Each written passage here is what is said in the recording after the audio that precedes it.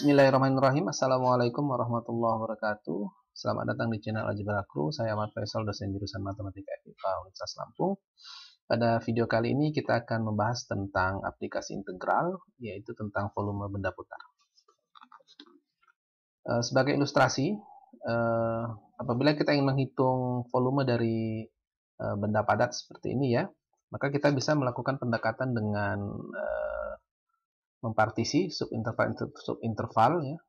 Apabila kita ambil seperti yang kita lakukan pada jumlahan Riemann ya pada video sebelumnya, kita juga bisa membagi menjadi beberapa subinterval. Apabila ini adalah titik sampelnya xi bar, ini xi min 1, ini xi, maka ini adalah delta xi ya. Maka ini kalau kita lihat, ini akan membentuk sebuah tabung ya, sebuah tabung yang kita bisa menghitung volumenya adalah luas alas kali tingginya ya, dimana tingginya adalah delta xi dan luas alasnya ini adalah lingkaran ya. Kita tuliskan dengan axi bar ya, axi bar. Nah, maka untuk menghitung volume benda padat ini ya, maka kita bisa melakukan perhitungan volume tabung-tabung dari setiap subintervalnya, kemudian kita jumlahkan. Artinya dengan menerapkan konsep jumlahan Riemann, kita bisa menghitung volume benda tersebut ya, kita dekati dengan sigma AXI ya, sigma AXI dikali delta XI. Jadi luas alasnya AXI dikali delta XI tingginya. Dengan kata lain, dengan melakukan pendekatan menggunakan konsep integral tentu, maka volume dari benda ini itu akan sama dengan integral ya, AX dx dari A sampai B.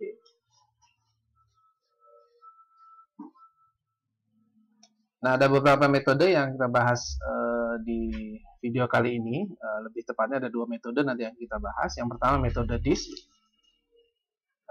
Apabila kita punya suatu kurva seperti ini, kita putar terhadap sumbu X ya, maka kita akan menghasilkan sebuah bola di sini. Tapi pendekatannya adalah dengan menghitung setiap sub DIS ini ya, dijumlahkan. Bisa juga seperti ini. Ini area yang diarsir warna biru, dapat kita putar terhadap sumbu X, ini akan menghasilkan sebuah kerucut. Nah, kita bisa menghitung volumenya dengan pendekatan penjumlahan DIS ini. Begitu juga dengan kalau ini ada suatu lingkaran di sini, kita putar terhadap sumbu X, kita juga bisa menghitung dengan konsep metode DIS. Nah, sebagai contoh, yang pertama, misal tentukan volume benda putar yang diperoleh dari daerah R yang dibatasi oleh Y sama dengan akar X, kemudian sumbu X dan garis X sama dengan 4 yang diputar terhadap sumbu X. Nah, yang pertama kita lakukan adalah membuat grafik dari fungsi Y sama dengan akar X ya. Ini kalau kita buat gambarnya, kurvanya seperti ini, Y sama dengan akar X, kemudian dibatasi oleh sumbu X dan dibatasi oleh garis X sama dengan 4. Nah, maka area ini yang diarsir ini, apabila kita putar terhadap sumbu X, maka akan menghasilkan benda padat seperti ini ya. Jadi benda putar seperti ini. Maka kita bisa menghitung volume dari benda ini dengan cara menghitung sub volume dari subinterval ini. Ya, ini kita lihat merupakan suatu tabung di sini ya, tabung pipih atau disk ya. Di mana ini tingginya delta X, luas alasnya adalah lingkaran. Nah, dengan kata lain, delta V ya, jadi jumlahan dari volume-volume tiap subinterval ini bisa kita dekati dengan Pi dikali akar X dikuadratkan delta X. Ini didapat dari rumus luas lingkaran, yaitu Pi R kuadrat dikali tinggi ya. Artinya ini R-nya adalah akar X, ya, dari fungsi ini kita tahu ini tingginya adalah akar X, maka jari-jarinya adalah akar X, sehingga luas alas ini adalah Pi R kuadrat delta X, tingginya delta X. Sehingga kita dekati dengan integral tentu, sehingga volumenya akan sama dengan Pi integral dari 0 sampai 4, ya, dari 0 sampai 4, dari X dx, ya, karena akar X dikuadratkan jadi X dx. Nah, ini kita tinggal integralkan dengan metode yang kita sudah pelajari pada video sebelumnya di integral tentu. Sehingga ini sama dengan Pi X kuadrat per 2 dari 0 sampai 4, substitusikan nilai 4 dan 0, sehingga kita peroleh Pi 16 per 2 ya, atau 8 Pi mendekati 25,13. Nah, contoh yang kedua, misal tentukan volume benda putar yang diperoleh dari daerah R yang dibatasi oleh kurva Y sama dengan X pangkat 3, kemudian sumbu Y, dan garis Y sama dengan 4 diputar terhadap sumbu Y. Nah, seperti contoh pertama tadi, kita buat kurvanya dulu ya, grafik fungsinya. Ini adalah fungsi X sama dengan akar pangkat 3Y, karena Y sama dengan akar 3, X pangkat 3 dapat kita tuliskan sebagai X sama dengan akar pangkat 3 dari Y.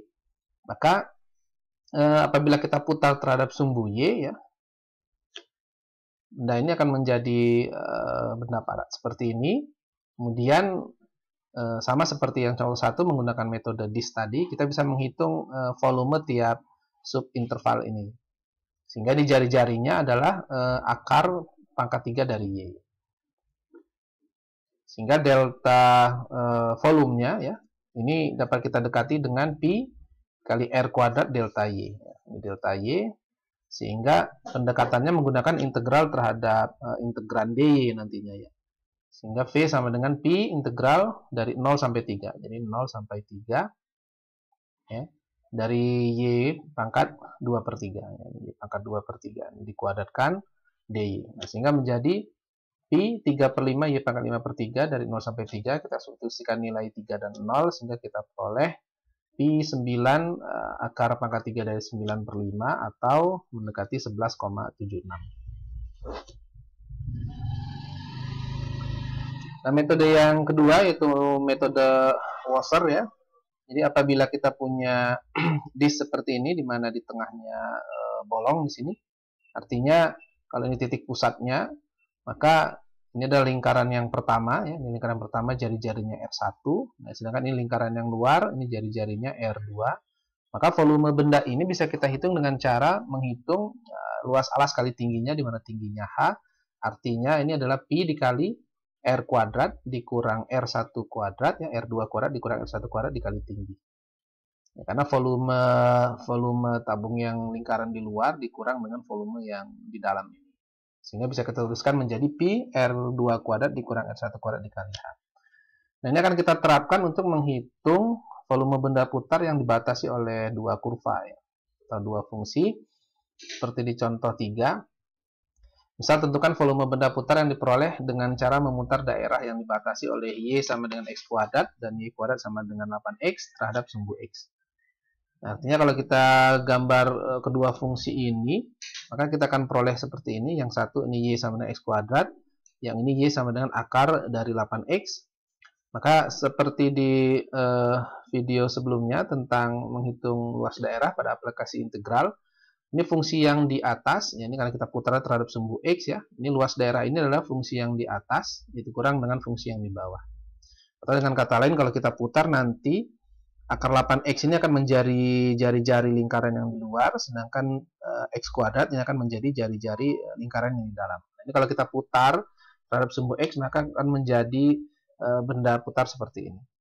Ya, sehingga menghitung volumenya, artinya kita menghitung jumlahan dari tiap tabung ini ya. Sehingga delta V-nya akan mendekati Pi dikali jari-jari yang di luar, yaitu ini, akar 8X kuadrat dikurang yang di dalam X kuadrat kali delta X. Atau kalau pendekatannya dengan menggunakan integral tentu, kita akan menghitung integral dari 0 sampai 2 ya, 0 sampai 2, karena ini titik potongnya di 2 ya. Ini titik potongnya di 2,4 ini, di 2,4, sehingga ini adalah Pi 0 sampai 2 dari 8X ya, akar 8X dikuadratkan 8X, X kuadrat dikuadratkan jadinya X pangkat 4. Nah, ini tinggal kita integralkan menjadi Pi 8X per 2 dikurang X pangkat 5 per 5 dari 0 sampai 2, substitusikan nilai 2 dan 0 sehingga diperoleh 48 Pi per 5 atau mendekati 30,16. Nah, contoh yang terakhir, tentukan volume benda putar yang diperoleh dengan cara memutar daerah yang dibatasi oleh X sama dengan akar 4 min Y kuadrat dan sumbu Y, kemudian diputar terhadap sumbu X. Nah, kalau kita gambar ini ternyata merupakan suatu setengah lingkaran ya, setengah lingkaran yang dibatasi oleh sumbu Y. Nah, ini akan kita putar terhadap garis X sama dengan min 1 ya. Ini akan kita putar terhadap garis X sama dengan min 1. Nah, ini seharusnya garis X sama dengan min 1 ya, bukan sumbu X. Maka kalau setengah lingkaran ini kita putar terhadap garis X sama dengan min 1, maka dia akan menjadi benda putar seperti ini. Artinya nanti jari-jari lingkaran yang di luar ini adalah 1 ditambah, karena dari sini ke sini adalah 1 ya. Jadi 1 ditambah akar dari 4 min Y kuadrat, sedangkan lingkaran yang di dalam jari-jarinya adalah akar dari 4 min Y kuadrat. Sehingga delta V-nya ini akan mendekati pi dikali jari-jari yang luar dikuadratkan, dikurang jari-jari yang di dalam dikuadratkan, dikali delta Y tingginya.